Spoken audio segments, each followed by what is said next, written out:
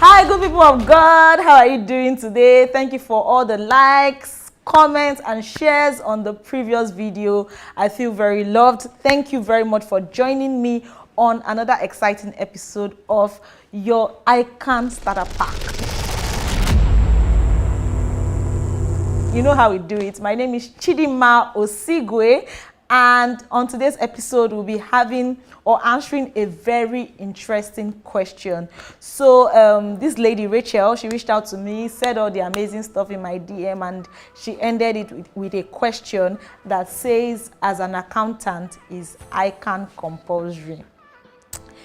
Now I have two options to either attack the question, attack the sender, or answer mildly, and I've chosen to answer mildly. And my response is, ICAN is not compulsory as an accountant, but ICAN is necessary.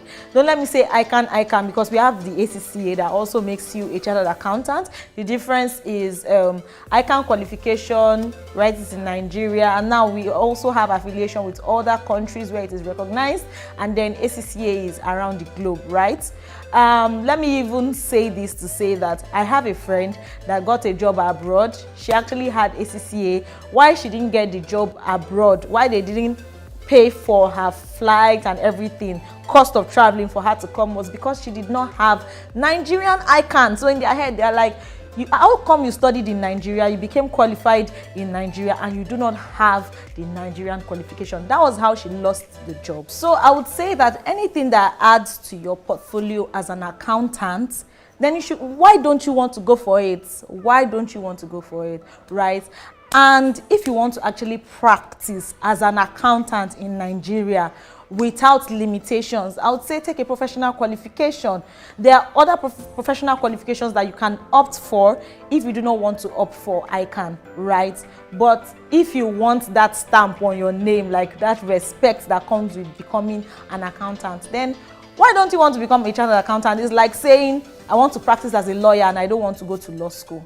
Or I want to practice as a medical student and I don't want to go to medical school. That's what your question sounds like to me, right? So I would say that ICAN is a necessity.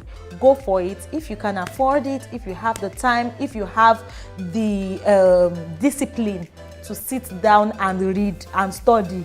Why not go for it? There are other options, right? If you don't want to do the ICAN certification, if you have dollars to exchange or pounds to exchange, you can go for ACCA, right? And then you already know that if you have your ICAN qualification, you have exemptions. I think you have about 4 papers to write in ACCA to get the ACCA qualification. So you can take that at your own pace, 1 paper at a time, 2 papers at a time, depending on exchange rate and depending on whether your company is sponsoring or you have plenty money.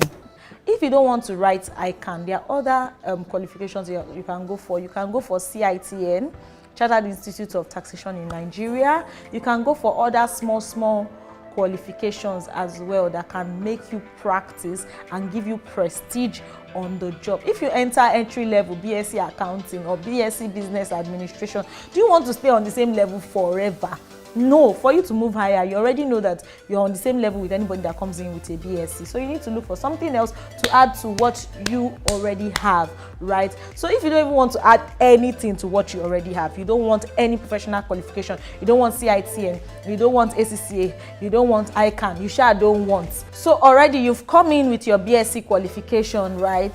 And you're already on entry level position, for example, and every other person is moving higher. What are the other things you can do? See, your ICAN is not even enough. You can be a chartered accountant, but it's not even enough. You need other soft skills. You need other basic skills that can allow you thrive on your job. So you see lots of chartered accountants that cannot even make use of Excel. Fam, so what are you coming to come and do on the job? You cannot even make use of PowerPoint. So what are you coming to do on the job? You cannot even make use of Microsoft Word. You cannot even compose an email properly.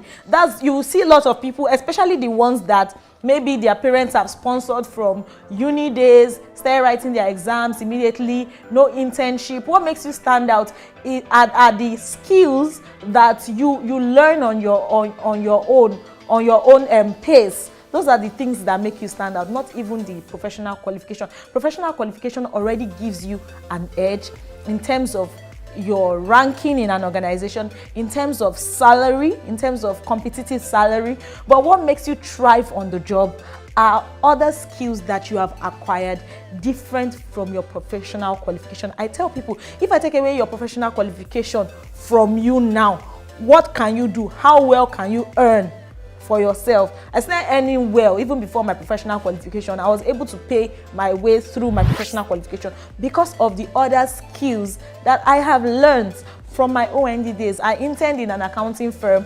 We already knew how to prepare payroll from scratch. We already knew how to make use of Excel. I was already taking an Excel Pro course. You understand? So all these are the other add-ons that helps you, the value added. Then your professional qualification now makes them say, this girl has arrived or this guy has arrived. So is ICAN compulsory? No.